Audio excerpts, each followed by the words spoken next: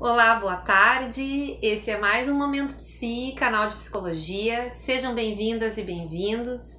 E hoje convido vocês para que a gente possa conversar um pouco sobre o transtorno de déficit de atenção e hiperatividade na infância. Essa sigla conhecida como TDAH e que acomete grande parte da nossa população escolar, das crianças do nosso país.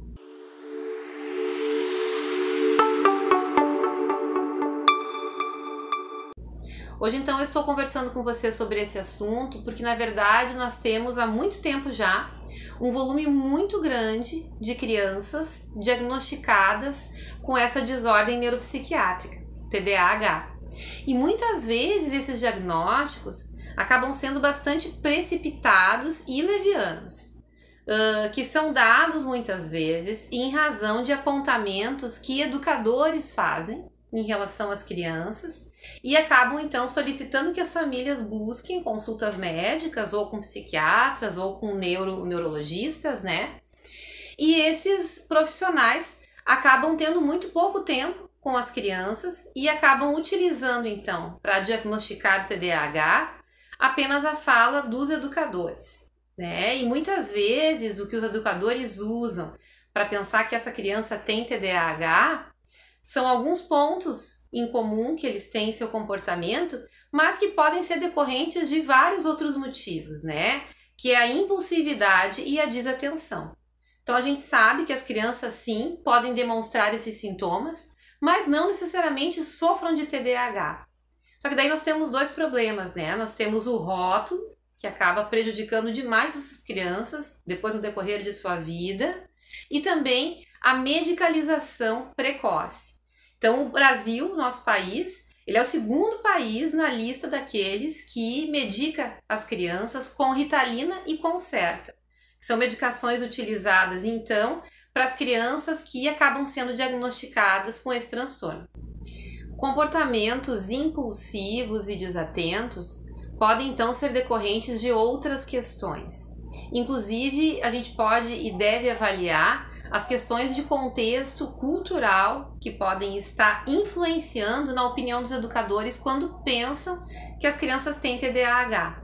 A gente sabe como é difícil para uma criança em idade escolar permanecer sentada na sua cadeira, fazer todas as atividades sem se cansar, sem ficar desatenta em momento algum. E principalmente quando essa criança daqui a pouco está passando por algumas questões familiares ou outros problemas que a gente pode e deve levar em conta, essa criança muitas vezes tem fases, momentos da sua vida nos quais ela não está com a sua atenção plena e nos quais ela responde, ela reage de modo impulsivo, por também não estar muito bem emocionalmente. Só que começa um funcionamento que acaba colocando no diagnóstico de TDAH quase todos os porquês desses comportamentos das nossas crianças. Então, se não respondeu na hora, é porque tem TDAH. Se tem um caderno desorganizado, é porque tem TDAH. Se a criança responde de uma forma agressiva em algum momento, é porque tem TDAH também. E acaba que essas crianças ficam estigmatizadas. E esses estigmas geram sim um dano emocional, o que acaba sendo um círculo vicioso. Porque com esse dano emocional, as crianças e os adolescentes sim acabam respondendo de uma maneira mais nervosa e descontrolada aquilo que acontece com elas no ambiente escolar. Então é muito importante que parta dos educadores e das famílias um cuidado maior com esses diagnósticos. Que se pense, se repense e se reavalie se de fato as crianças e adolescentes sofrem de TDAH ou se esses sintomas que parecem, né, com o transtorno de déficit de atenção e hiperatividade podem estar apontando para outro tipo de sofrimento, para outro tipo de situação, que pode ser temporária ou crônica.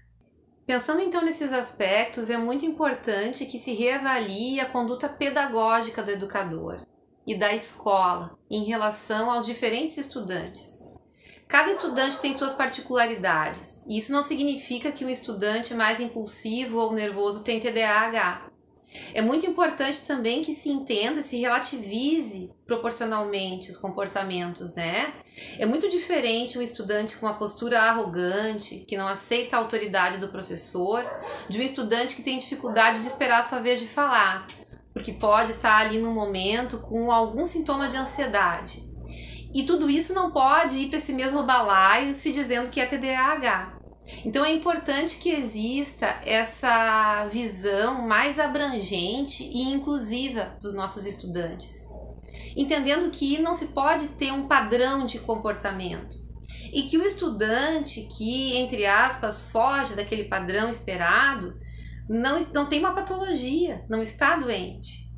Os estigmas acabam fazendo com que essas pessoas, mesmo na vida adulta, não esperem muito de si próprias, né? A gente tem muitos casos, muitas histórias tristes de pessoas que foram diagnosticadas com TDAH já na infância, que tiveram a sua vida toda permeada por esse estigma e que acabaram não conseguindo investir em estudos e numa profissão que as levassem a ser pessoas plenas e felizes, porque já achavam que não teriam condições de dar conta disso. E a própria família também já não investia muito nesse sujeito, patologizando aquela criança, aquele adolescente, né? E fazendo uso de medicação desde muito cedo, que a gente sabe que sempre vai ter aí um efeito colateral que pode trazer prejuízo a médio e a longo prazo para essas crianças. Então é importante sim que se pense em currículos inclusivos e que se mude esse olhar estigmatizador e que espera que os nossos estudantes tenham o mesmo comportamento, né? E que só em casos extremos se pense em encaminhar para uma avaliação médica, porque antes disso, as questões de conduta e comportamentais, elas precisam ser resolvidas no âmbito familiar e no âmbito escolar. E em último caso, então, partir para essa questão medicamentosa e de diagnóstico, porque na maior parte das vezes não corresponde àquilo que está acontecendo de fato.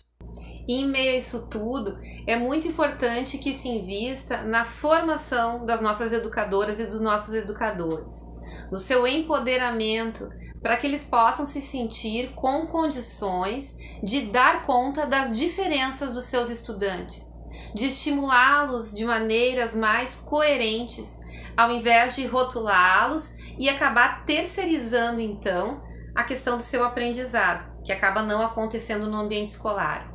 Com educadoras e educadores, com mais formações, sabendo mais sobre educação inclusiva, sabendo mais que tipo de estratégias, que abordagens que podem ser utilizadas em sala de aula, no ambiente escolar, para se estimular e para se compreender os estudantes, com certeza esses casos diagnosticados como TDAH e muitas vezes outros transtornos vão diminuir muito.